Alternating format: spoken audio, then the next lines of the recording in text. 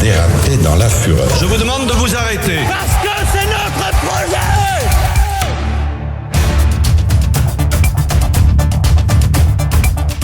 La chronique politique de ce grand journal en route vers la présidentielle. Tous les après-midi, un éditorialiste vient nous raconter les coulisses de la campagne. Et j'ai le plaisir d'accueillir, comme tous les mardis, David Revaud-Dallon. Bonjour David. Bonjour Steve.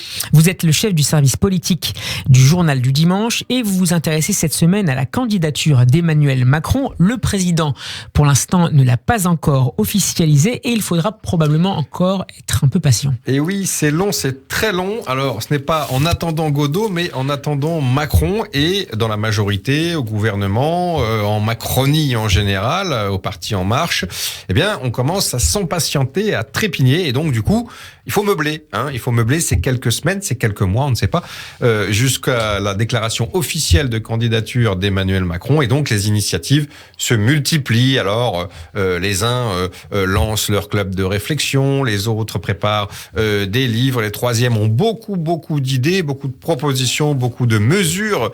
C'est pour la raison pour laquelle ils envoient des notes un peu tous azimuts. Donc, tout ce petit monde commence à ressembler à une fourmilière à la veille de la campagne. Mais ces initiatives, on ne sait pas.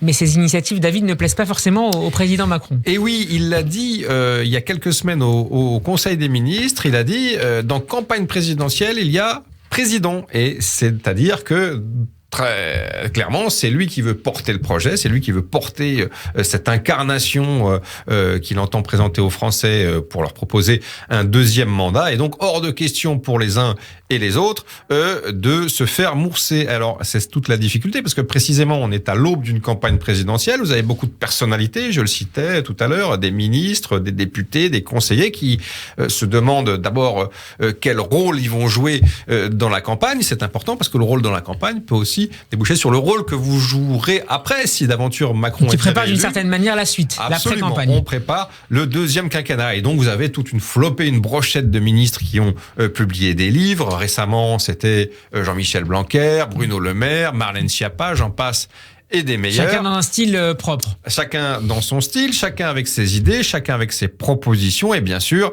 avec l'idée d'apporter quelque chose au futur candidat Macron en termes de mesures, de propositions, etc. Et puis aussi, vous avez des clubs de réflexion. Jean-Michel Blanquer, encore lui, lance le sien. Sébastien Lecornu, ministre des Outre-mer, eh bien lui, il a créé des comités d'élus locaux depuis quelques mois, depuis quelques semaines pour soutenir la candidature du président. Roland Lescure, le député et président des affaires économiques à l'Assemblée nationale, lui, il rassemble des personnalités de la société civile, penseurs, intellectuels, etc. Bref, tout le monde s'agite, mais le président, comme je le disais initialement, il l'a rappelé, la règle, il n'y a que lui qui décide et que lui qui parle. Qui d'autre que lui peut faire le job finalement ? Bonne question. Précisément, on a l'impression que dans l'esprit du président, rares sont les personnalités qui peuvent vraiment saisir l'esprit du macronisme et faire passer le message aux Français. Très clairement, c'est lui qui prend en charge cette pré-campagne. Il ne vous a pas échappé, Steve, que beaucoup de candidats rivaux et concurrents accusaient Emmanuel Macron d'être déjà en campagne. C'est le cas. Il est rentré d'été avec un grand déplacement à Marseille sur lequel il a déversé quelques milliards. Et puis depuis, beaucoup de catégories ont reçu des chèques, les agriculteurs, les policiers, la santé, j'en passe et des meilleurs. Et puis récemment, il y a eu ce fameux plan France 2030, plan d'investissement qui ressemble quand même à un grand programme économique pour un deuxième quinquennat. Et puis bien sûr, la cerise sur le gâteau, on l'a vu lundi dernier, il y a une semaine, lors de la grande allocution télévisée du président.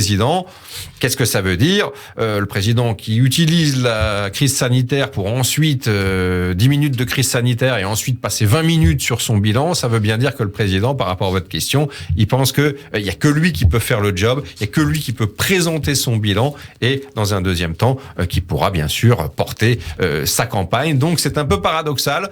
En gros, ne dites rien, ne faites rien, laissez-moi faire. Ça résume finalement bien la structure du macronisme qui est un homme nomme, et puis derrière, tout le monde le suit. Mais cette absence de relais, notamment médiatique, ne peut pas constituer, David, une faiblesse pour le président pendant cette campagne ? On l'a vu déjà pendant tout le quinquennat, grosso modo, on s'est dit, mais écoutez, il y a Macron, et puis il n'y a rien d'autre en Macronie. Hein. Il y a quelques ministres qui arrivent à surnager, mais là, on le voit, c'est quasiment théorisé, la nomination de Jean Castex, chef de gouvernement plutôt faible, plutôt discret, qui peine à exister ou qui n'existe pas du tout, carrément, et puis quelques ministres un petit peu forts, mais là, en ce moment, on voit, ils ont disparu. Est-ce que c'est une méthode de gouvernement ou est-ce que c'est peut-être l'ego du président qui considère que finalement tous les autres sont mauvais, qu'il n'y a que lui qui est en mesure de passer le message? On ne sait pas, sans doute un peu des deux, mais finalement, effectivement, vous avez raison, ça risque d'être un problème pour la campagne, ça a été un problème pendant ce quinquennat et ça risque de se reproduire aussi dans les semaines et les mois qui viennent. Et puis il y a le parti présidentiel,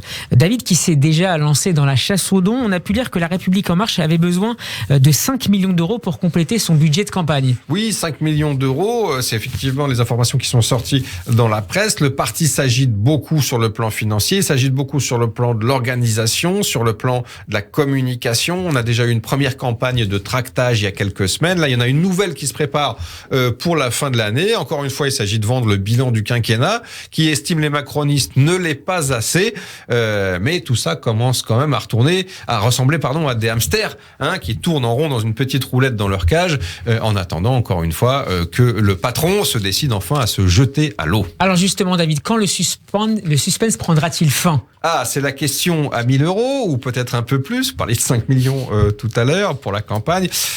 Traditionnellement, on sait qu'un chef de l'État sortant, il se présente très tard, quelques semaines du premier tour. C'était le cas de Jacques Chirac, c'était le cas de François Mitterrand, c'était même le cas de Nicolas Sarkozy, pas de François Hollande, on s'en souvient, il n'a pas pu se représenter. Mais en tout cas, c'est plutôt ce qui devrait se passer. Donc plutôt février-mars. Plutôt février-mars, sachant que certains plaidaient pour un démarrage très tôt. On sait qu'il y a déjà beaucoup de candidats en lice, donc certains préconisait que Macron rentre dans l'arène dès le mois de décembre. Finalement, ce sera plus tard. Pourquoi ? Parce que notamment, il y a la présidence française de l'Union européenne. Vous savez qu'Emmanuel Macron va diriger pendant 6 mois l'Union européenne. C'est une présidence tournante.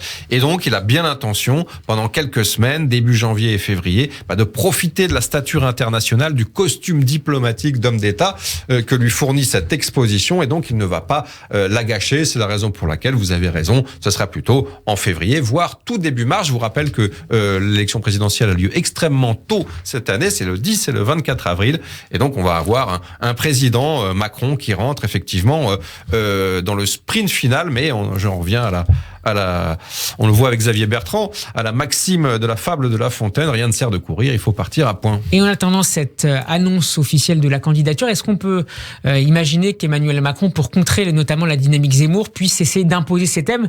Alors on a parlé de la valeur travail, mais aussi évidemment de la reconquête de la souveraineté, notamment numérique européenne. Est-ce que ça peut être le cas ? Bien sûr, vous avez raison. L'allocution télévisée de la semaine dernière peut se lire en ce sens, un peu de sanitaire, mais beaucoup de bilan et beaucoup de perspectives économiques. Donc face à l'offensive identitaire de Marine Le Pen et Éric Zemmour, qui pour l'instant, c'est vrai, ont réussi à installer le débat présidentiel en ce début de campagne sur l'identité, sur l'immigration, sur l'islamisme et l'insécurité, Emmanuel Macron, il essaye d'imposer les siens, cette thématique économique, et bien sûr, à partir du moment, vous le disiez, où il sera président, où il exercera la présidence française de l'Union européenne, bien sûr, il y a beaucoup de thèmes, vous parliez des géants du numérique, mais aussi la question des frontières, on le voit avec la crise à la frontière entre la Pologne et la crise des migrants entre la frontière entre la Pologne et la Biélorussie. Et donc, oui, ce sera sans doute un atout pour tenter de réinstaller ces thèmes. Mais vous le savez, Steve, je crois qu'on en a parlé récemment. Celui qui arrive à installer son sujet, celui qui arrive à installer son thème dans la campagne, et déjà, je ne dis pas qu'il a gagné, mais en tout cas, il a déjà marqué de très sérieux points. Merci beaucoup, David Revaud-Dallon. On peut vous réécouter en podcast sur radioj.fr. Nous serons demain avec Alexis Lacroix, le directeur de la rédaction de l'hebdomadaire Actualité Juive. À mardi prochain. Au revoir.